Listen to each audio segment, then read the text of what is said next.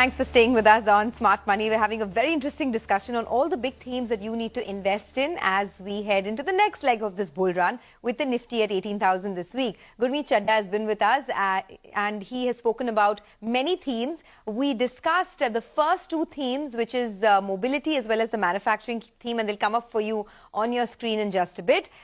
Within that, in case you missed out on the stocks, M&M, Uno Minda are the companies that he discussed. There's also Dixon Tech as well as Tata Chemicals. But let's move to the next hot theme, which is defense, right? Out of nowhere, this theme has come back into action. But there are many of these companies, Gurmeet, that have issues, whether it's promoters selling stake, whether it's balance sheet problems. So just sift the wheat from the chaff for us, which are the companies to look at? So you're right, there's not PSU-dominated themes, and defense orders take 7-8 years to execute. So sometimes you get carried away by the order book, but the cash flow can happen over, there's a milestone payment. So you have to look at the continuity in order book and not just one particular order, because that impact probably will come 5 years, 6 years down the line. So one thing which I have been liking and been lucky in terms of getting early solar industries, it started off as an industrial explosives player, then got into explosive initiating systems. So their base business is doing very well with demand picking up from exports. There's a power shortage. Coal India is their largest client. So that's drawing more explosives to mine more coal. Then infrastructure is again the end-use segment for explosives. I think where they've started doing well is the defense segment. So their defense order book has already crossed, good milestone. They are supplying hand grenades now. The Pinaka missiles are now on the final stage of testing, so that's done. They've also just submitted a 30 ammunition to Indian Navy. They've got into drones. They are working with ISRO on a satellite propellant. So it's a complete new segment they are getting, and there's great guidance on the order book. So defense can probably add 500-600 crore to the top line. I think you've been bullish on solar industries for now 3-4 years. And it's been what, a 2-3 bagger already or more? Oh, so it's more than, so last 4 years probably will be a 5 bagger. Since inception in 16 years would be, I think, 75-80 bagger. Wow. So very undiscovered, very little. Because what happens is a lot of the business they get in a subsidiary called economic explosives. So people don't know that it's a subsidiary for solar. So defense again is happening on economic explosives. So people tend to, and little below the radar. FIs have just started, institutional buying has just started probably in 2-3 Any years. red flags here? Because the stock has rallied quite a bit. So expensive, and in between there were, the ownership dispute with the senior and the young, but that's behind, that's way back. So it's completely sorted. There's a second generation which is driving it, and very, very hardworking, and because we meet them very regularly in our site, they have come up with a weapon assessment range where you test weapons, right? Wow. So very high entry barrier. Who will make a weapon or a hand grenade these days if you are a startup, right? You don't want to go, it's a tough job. So very high entry barrier as well. Okay, that's good, right? I mean, investing in companies that have high entry barriers. Any other stocks in this space? So we track HAL, we track Bharat Electronics. There are a few there, HAL in particular. But solar remains the top. That's your top pick in defense. Okay, the next theme, home improvement. This as well is a space that you've liked for a very long time. There are so many ancillary spaces, right? We start with real estate, then there are consumer durables, there's home improvement, there's paint, cement, and you track all of them. Yep. What are the top picks here? So there are 42 sectors linked to home improvement, right? So it in itself is a theme, right? So since an interest of time, we cover Polycab. That's again been an old favorite for some time. I think why I like them is the fact that they're moving towards B2C from B2B. There's premiumization happening. So in cables and wires, they are 24% on market share, and that segment is still 50% unorganized. So the base business will continue to do well. They've guided for 20,000 crores top line now. They're currently at 12,000 crores. So there's a roadmap till FY 25-26 clearly for 25% top line growth. Their fast moving electrical goods segment is now registering 40% CAGR for last 5 years, which is fans, heaters, lighting, etc. So both segments coming together 29 times. Some of the stocks are much more expensive, Havells, etc. So I think that's a very good balance sheet, good return ratios as well. I've noticed that you pick stocks that are extremely expensive. I mean, I understand that many of these are market leaders and they're doing well, but are there any stocks which look good even from a valuation perspective? Yeah, so as I said, M&M is not expensive. It's at 17 times. I think Polycab relatively in the sector is the least expensive.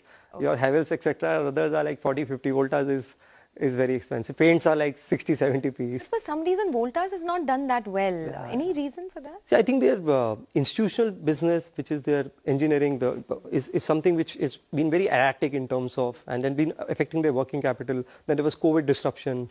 There was working capital issues. On the RAC segment, the AC segment, they seems to be now gaining market share. They're almost 26% now.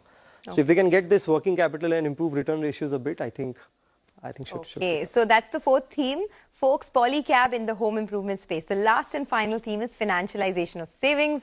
And within that, your top picks have been? So CDSL has been an all-time, favorite. I think we've discussed it multiple times in various interactions. CAMS is another, related thing. So it's the RTA, which is the bookkeeper for mutual funds in simple language.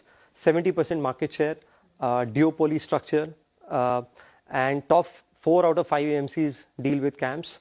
And now even the PMS AIF segment have started using CAMS. So there's a 50% share, and more PMSs and AIFs getting launched. They're also now very gung-ho on this aggregator thing, which is what lenders and financial planners will use. So what UPI has done to credit and payments, something can happen if there's a regulatory push there. Insurance depository was soft. With now this e-policies getting issued, probably that will get a leg up. And they are in this payment. So it's like a fintech play, annuity model. You charge on the AUMs. And the AUMs for mutual fund industry are now growing at 15% for last 12, 13 years. I've been tracking this industry. Okay. So very secular play. Yeah. All right. And no red flags here for both these? No, not really. I mean, it's been in a consolidation. It's corrected a bit, almost like 25-30% from its peak. Still a little premium to listed AMCs. But that's the reason, because it's a duopoly structure, sticky businesses, and it's gaining market share over Carvi. So there are only 2 players in this segment. All right. Well, we have to thank Gurmeet. We could have gone on and on.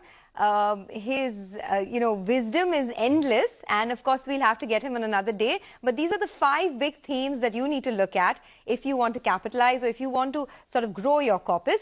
Now, since we're talking about 5 themes, we've also decided to give you some financial tips. Let me thank Gurmeet for joining us. Gurmeet, thank you so much. Pleasure. And, on Smart Money, we've decided to give you some tips to get healthy financially, right? So every week, we're going to give you one tip. And the tip for today is why you should invest in index funds. 5 reasons for that.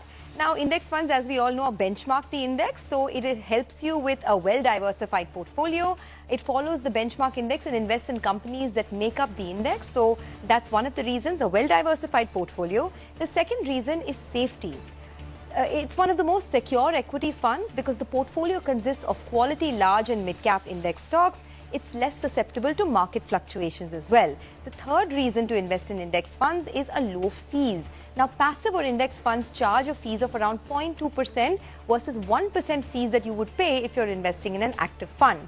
The fourth, and I think the most important, is no fund manager bias. If you invest in an index fund, you're free from any fund manager biases. There's no chance of a fund manager picking up underperforming stocks.